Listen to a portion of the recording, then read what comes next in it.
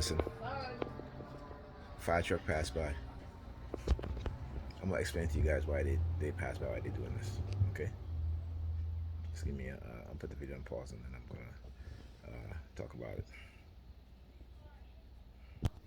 Yeah. Okay. So I woke up this morning. All right.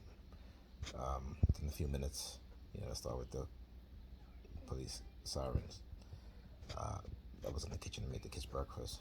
Pam came in the kitchen and she's like, she want me to cook tonight. I said, no, I'm not cooking. I said, we've been through this years ago. I said, I watch the kids. If I still, I make them breakfast. I make them lunch. I'm not cooking dinner. I said, this is how it's going to be. You want to be single. I want to be a single parent.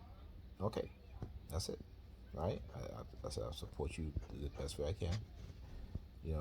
Like I said, I come in, I clean, I do laundry, whatever. I said, but I'm not cooking. Okay? Now you always hear women talk about, oh, if a man not doing this, what have you, if they're not in a relationship, know this, know that. Always telling us men what we can't have, what we can't, no, we can't have, no. All right? But as soon as I'm like, okay, all right, fine, it's fine, but don't ask me to cook. I shouldn't even be cleaning. Okay? I shouldn't even be doing that.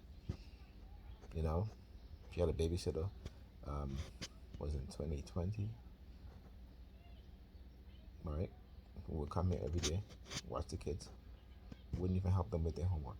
And when I asked her, do the babysitter help the kids with their homework? She says to me, well, that's not her job.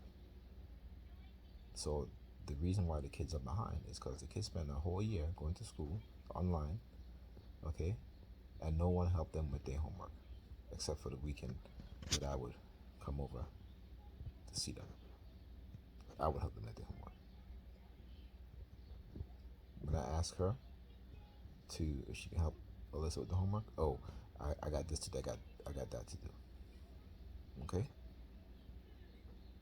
So, because I said no, they started with the police siren. So I want you guys to understand, not just as TI, but me as being a black man and what they've done, these white supremacists, particularly white supremacists on the police force. They have basically basically recruited a lot of black women who to give them the idea that if they set us up, or if they if they be a gatekeeper of white supremacy, same thing with black men, that they will be protected by them, which is again a lot of bullshit, a lot of lies. They may give them jobs, give them a position, but what's going to happen when men turn their back from women? And I'm just talking about me just being as a black woman, but I'm just talking about men in general. Because like I said, whatever they do in the black community is going to trickle into other communities. So what's going to happen when the men turn their back on their women?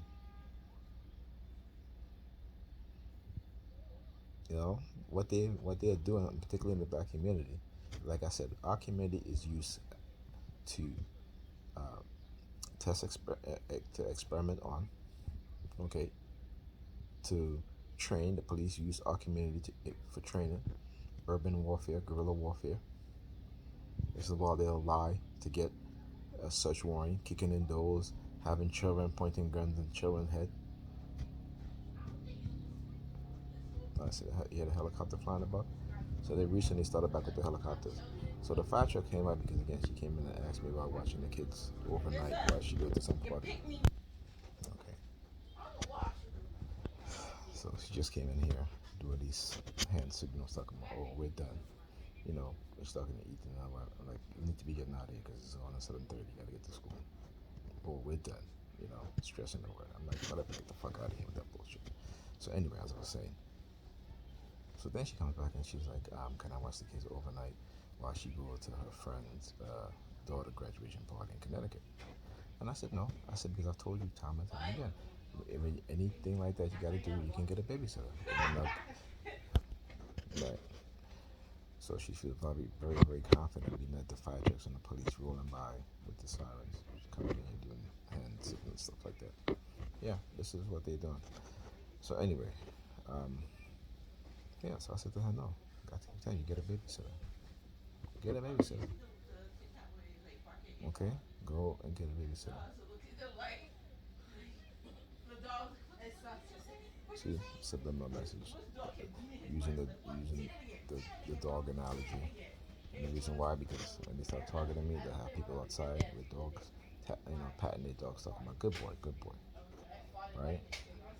Again, the white supremacist mentality of training the animals, training the Negroes, taming the Negroes, right?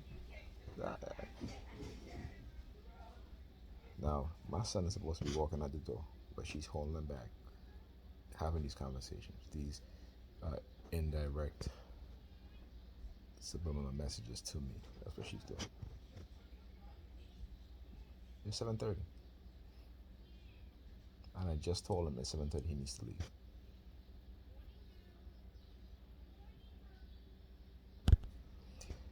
Yeah, you perps out there,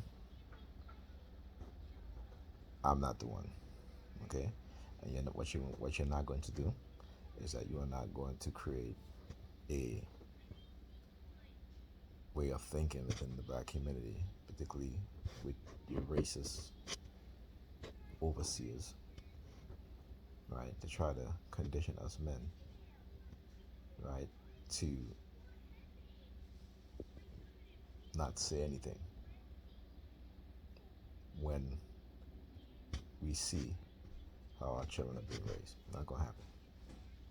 Particularly if it's not good. Not gonna happen. And what happened with me? Just remember that.